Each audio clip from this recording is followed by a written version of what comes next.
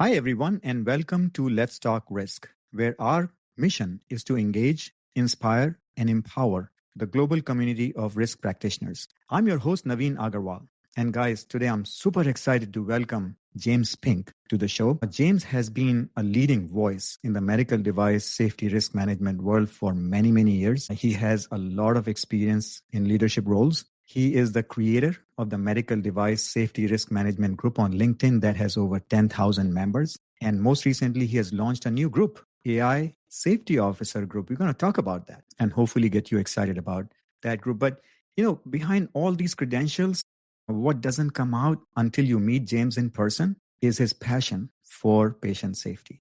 And I had a chance to meet James at a conference in Amsterdam recently, and I was so inspired by his story. And that's what helped me understand where he comes from when he talks about medical device safety. So I can't wait to have this conversation with James today. With that brief welcome, James. How are you today? Please briefly introduce yourself to our audience. Hi, Naveen. Hi, everybody. I'm James Pink, and I've probably spent around 25 years in medical device, product safety, risk management, and actually conformity assessment. I think I began my journey in medical devices in medical physics and clinical engineering at the Royal Hampshire Hospital in Sheffield. That's in Yorkshire in the United Kingdom. I've spent a number of years auditing, evaluating, actually been involved in the design development of medical devices. And over the last few years, I've been working on lots of verification and validation projects, applying AI systems in the context of medical device safety. So, yeah, it's a pleasure to be here. Always lovely to speak with you, Naveen. And thank you very much for the introduction and welcome, everybody. Great, James. But tell us a little bit about your personal story. I want our audience to understand why are you so passionate about patient safety and why you have committed your life to advancing the cause of patient safety. Oh, mate, that's a difficult one. I mean, obviously, over the years, my formative years, if you wish, being involved in medical physics and clinical engineering, I was on eye floor in the Royal Hampshire, and we were next to patients. We were next to vascular studies. We were next to the cochlear implant sort of assessment services. So you would see young children, having their lives changed, parents having their lives changed. My personal story began really with my sister, who was diagnosed as blind, which later, through various medical advancements, medical technologies, wasn't particularly cured to perfect vision, but was able to sort of battle on and become a very successful head teacher. And those type of stories have really shaped my life. They've shaped everything about my commitment in the medical devices industry. And then my own personal story, really, over 2 years ago, I was incidentally diagnosed with a paraganglioma, which is a tumor in my spine, which is a very life-threatening tumor. It's what they call a neuroendocrine tumor. And one of the wonderful things about this life is that I was being diagnosed on imaging systems that I had a lot of involvement in over the years. I'll not name the manufacturers, but I'm sure they know who they are. I was having contrast media. I was having, a number of software image analysis systems working, which, quite frankly, had they not been here, I may not ever know that I have a life-threatening condition. And I hold the medical device industry very, very close to my heart. Patient safety itself is fundamentally what I seek, as well as, of course, the ongoing improvements in care that you see with the benefits. That's awesome, James. First of all, I wish you all the best. I hope things work out for you. But you make such a great point about the importance of the work we all do in our industry. It touches real lives. And when we listen to stories like yours, it also puts things in perspective on the purpose of our work and the seriousness with which we take our work.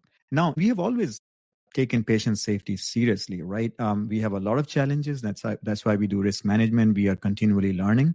But now we are having so much of AI-driven innovation in our industry. It presents some new, unique circumstances and concerns, right, James? Let's talk about that a little bit. What is your overall perspective first? How AI is shaping our medical industry today?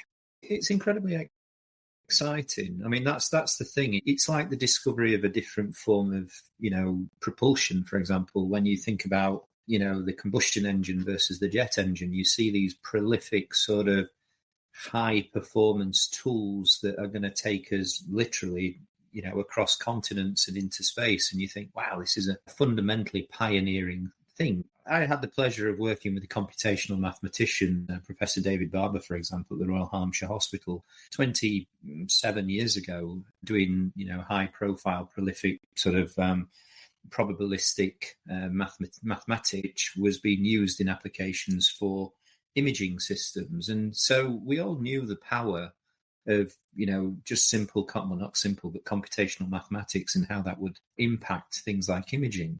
But of course, now that we've seen GPUs, we've seen the speed of processing, we've seen the proliferation of technologies and all these layers of inferences that are now known as artificial intelligence, we can see that in our hands, at our fingertips, we have this incredible power. And I suppose fundamentally for me with AI systems is that with that power, there is responsibility. And that responsibility, it begins with everyone who wants to invent something pretty cool and fantastic, and it's going to help health and our aims of supporting, sustaining and improving health. But as I said, what I'm starting to see is that the assurance models are just not as mature as the actual innovation at this moment in time. And that in itself causes an incredible dichotomy of, if you wish, ethics. What could you call it? Custodianship and responsibility in this field. And, we are seeing this, right? In the U.S., I know we have seen more than 1,000 AI ML devices being cleared by FDA. This trend is only going to continue because the technology is powerful. There's a lot of motivation to solve some of the tough problems. On one hand, it's good. On the other hand, as you point out, we have to deploy it responsibly. We have to deploy it in a way that ensures safety and effectiveness at the same time. And we have had these conversations in the past on this podcast, James, with various guests about responsible deployment of AI. There's a lot of conversation.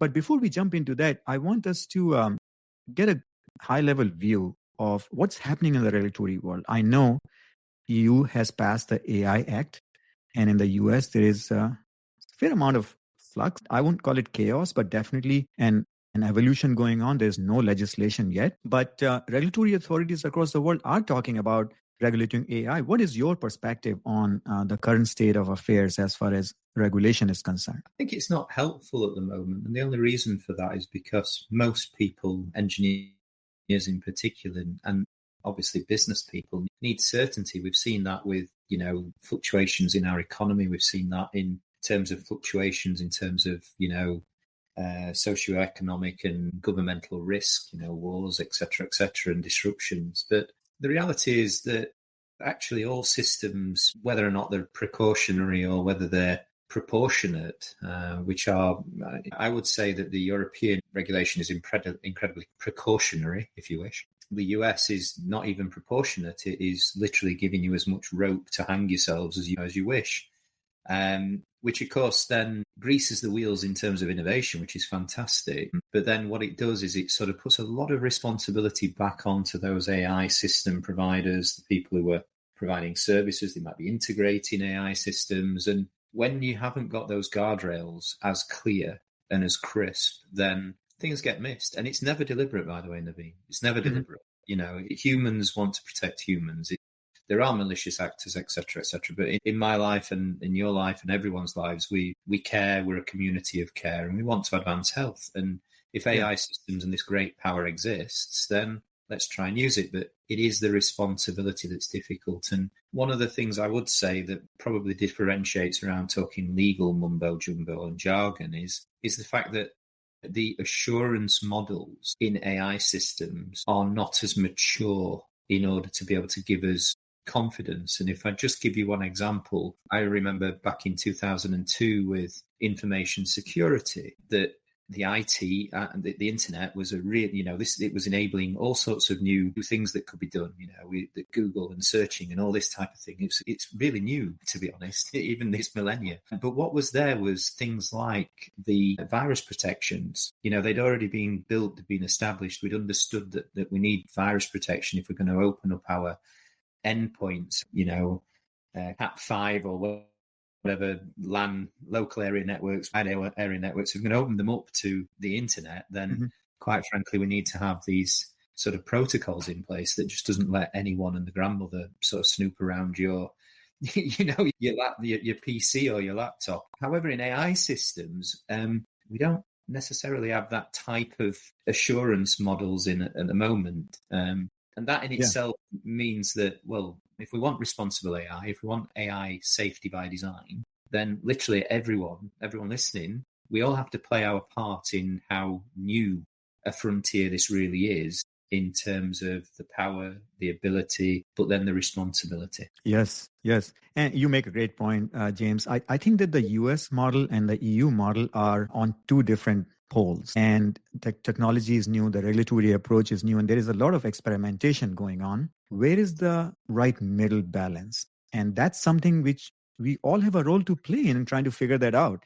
And I think that's why these conversations are so important, that we don't want to be passive about it. We have to have a voice, have an opinion, have these conversations, drive a consensus towards the right middle ground that supports innovation, but also ensures that there is enough responsibility in the overall system and accountability in the overall system. So I don't know where we will land. But guys, as you are joining, my guest today is James Pink, and we are talking about AI safety. You have a great role to play in this conversation. This is just a casual chat. So make sure you are contributing to it, sharing your comments, questions, opinions in the chat. I know all of you have a perspective and an opinion, and all opinions are welcome today. And I will bring your perspective in our conversation here today with James and try to address them as much as possible. But please continue to share your thoughts. So James, let's continue now. Tell us a little bit more about what exactly you mean by an assurance model when it comes to AI. Yeah, basically, there's probably a number of engineers on the call here. And if you were, let's say, in electronics, you were wanting to understand power, you would probably get something like an ohm meter or a oscilloscope, and you'd get a voltmeter. You would have something that can measure, that's something that tangibly can understand and quantify that, and a value you want to achieve has actually been achieved. Now, in AI systems, many of those tools don't exist, to the point of saying something like, well, to a mechanical engineer, it's almost like saying, well, we haven't really developed a hardness test or a tensile measurement. We've not really worked out what the setup is for measuring this length, or how accurate does this length have to be. So already that's sort of what we've known in testing, inspection, certification for years, around having measurement tools and that those type of things that give us that confidence that what we aimed to achieve, we achieved. They don't necessarily exist in such a prominent way at this moment in time. And in fact, metrological communities over here in the UK, we have the National Physics Laboratory. Whilst there's huge steps going forward to be able to sort of create those models, they don't exist. From simple construction in the built environment, if you want to purchase a window for your home, it's purchased against a particular standard that would have a particular security rating, a strength rating. It would have certain features in there that have been built in through standards. They don't necessarily exist in all forms either in AI systems, the product certification activities. And then when we move into conformity assessment, as you've already seen, when you want to bring an AI system into the market, there are rules, good machine learning practices. There are, as we said, the AI Act is out there. There are standards now, ISO 42001, for example. But again, this system of assurance isn't really there. And when we talk about AI safety, most actors are really, rightly so, because it's, again, like an internet thing, but absolutely uber focused on things like cyber security. And there's more to that. There's resilience, there's reliability, and there's robustness. And that's really about saying, look, a model that you're bringing into the world as a healthcare model, or as helping a health technology medical device, or even helping a medical device manufacturer, that model not only needs to be free from unacceptable cyber risks, it needs to be free from unacceptable risks that will affect the decision-making and performance in a healthcare environment. Yes. That's an excellent point. And I think we have a very good comment here from Raymond as well, which is pretty consistent with what we're talking about. We currently don't have the means to properly regulate AI behavior technically. And I think this relates to exactly what you're saying, James. Now, all these challenges, I think, are are there for us. And I have a feeling that, like every problem that we have solved in the past, it should be solvable if we work together and generate these ideas. So I want to actually invite some thoughts from you from the perspective of how we actually then in the near term make sure that we are managing and addressing safety concerns in the medical device domain. Like we have 13485, we have 14971. You mentioned 42001 now. Can you help us kind of understand a little bit how we should go about managing this entire safety issue when AI is being deployed, more and more in our work? It's a lovely question, Naveen. I think it stems from what I was talking about with establishing the AI Safety Officer Network, is that simply literacy is one of the most important things in this. I think about, again, in the context of mechanical engineering, my father-in-law grew up as a maintenance engineer in the coal mines. He can use easily things like dial test indicators, the vernier calipers, now micrometers as we know them, and things like that. But he understood and understands how to measure something and understand the quality of something. And at the moment, I think it's more around the raising literacy that says, look, we're not just looking for malign prompt injection things on large language models now. If you're developing AI systems, if you're developing models that are utilizing health data or are informing health decisions, then simply be a custodian of AI assurance. Increase your literacy around systems. And that doesn't mean buggering off and going and using Grok and ChatGPT willy-nilly. It means actually thinking about everything you're already doing in an assurance framework in your current roles, which is quality assurance involves inspection and test. It involves experimentation, study design. It involves verification and validation. As you know, Naveen, it involves a prolific amount of risk management. But also, the risk management is not just pre-design and intra-design, it's post. So I've been monitoring the OECD databases, and whilst I'm a little bit critical about how those databases currently are getting managed, quite frankly, because they're picking up all sorts of positive things for every negative, and I'm not sure why or how that's happening. But monitoring things like data sets where they just inform you of different model types and what type of, these as hazardous situations, because harms are, that's incredibly dependent upon the circumstance that in the clinical setting or the decision-making setting, that we start to see these hazardous situations. One of the most fascinating ones I read very, very recently is with gastroenterologists who were using things like endoscopy and boroscopy, etc. And there's published literature now that says their reliance on AI now means that their ability to be able to detect potential tumours, potential complications is less because of that over-reliance. So you also think, well, that, and that in itself is a fascinating insight. Yeah. Which, if you increase your literacy over, you think, well, hold on a minute. If I develop a system that's now going to spoon feed you information, what's that going to do in the overall system of safety? Yeah. Is that make you less vigilant? Is that going to make you over? Is that going to create hubris? Yeah.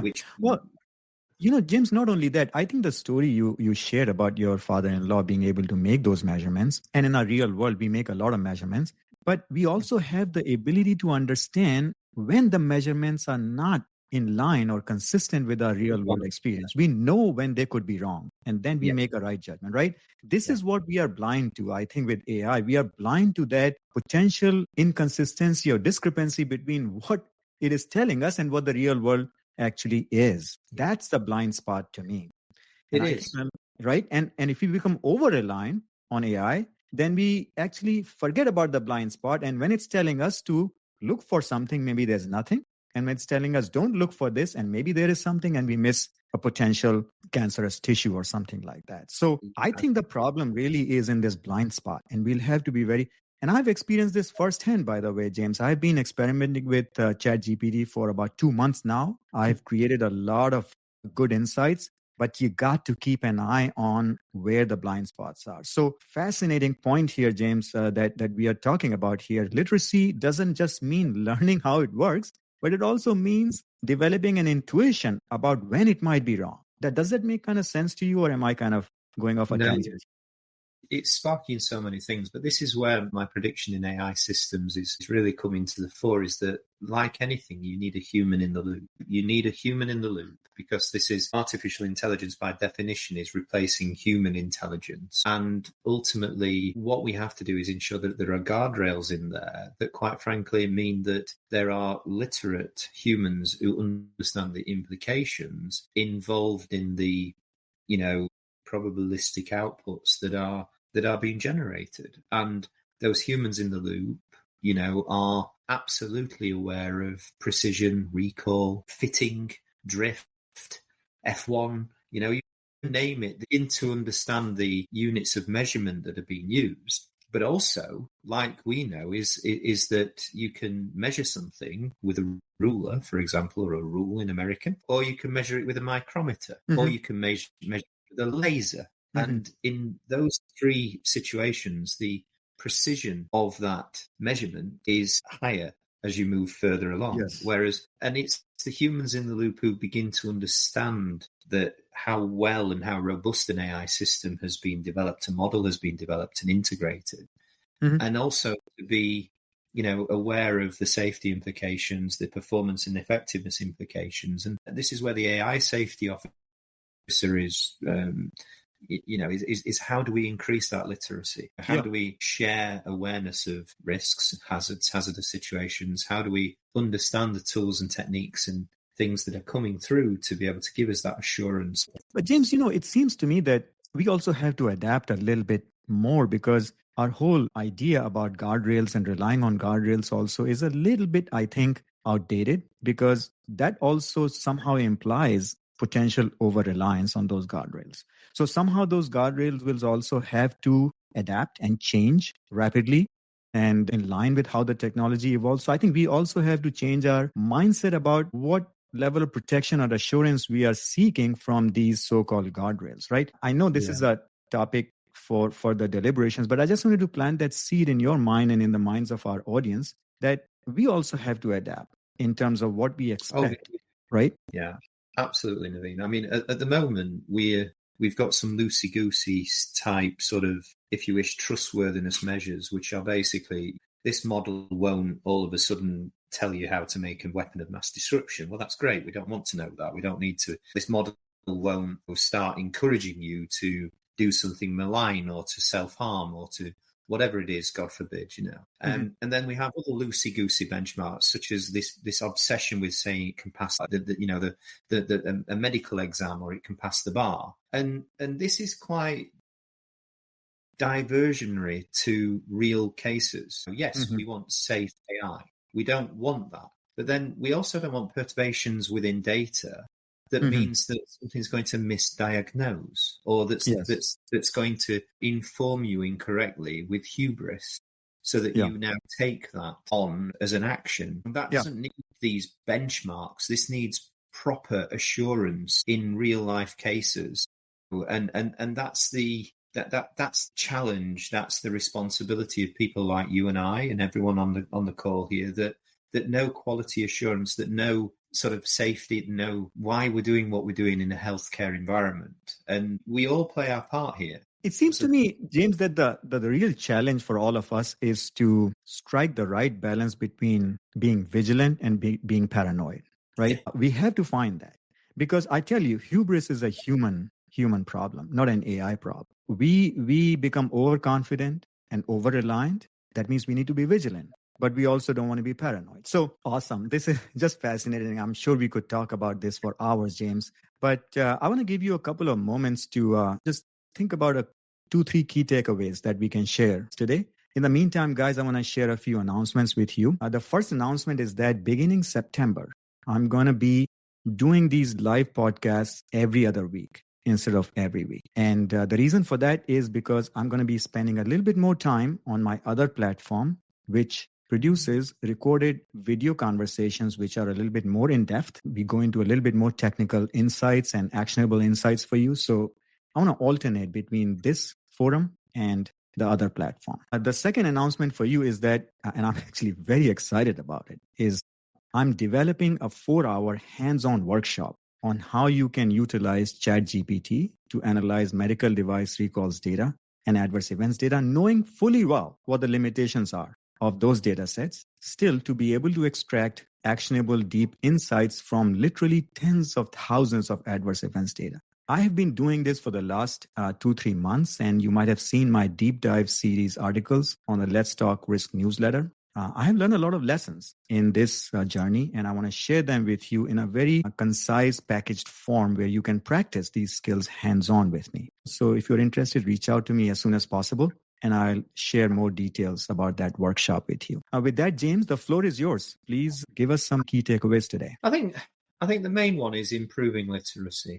I'm incredibly passionate about the fact that as human beings and as sort of quality assurance people, engineers, we do take definitions and information at heart. Improve your literacy, and one of the ways of doing that is to become exposed to ISO 22989, for example. Give it a read, give it a Google, give it a chat GPT, whatever rocks your boat, but start to be able to sort of understand what characterizes an AI system, so that when you think about a large language model, you're thinking more about, hold on, this is an inference engine with a huge technical layer that has lots of image analysis, lots of voice, text to voice, voice to text. There's a lot of stuff going on there. But then when you then start to think about your own projects or your own products, can you actually characterize and classify the AI system? Because if you can, you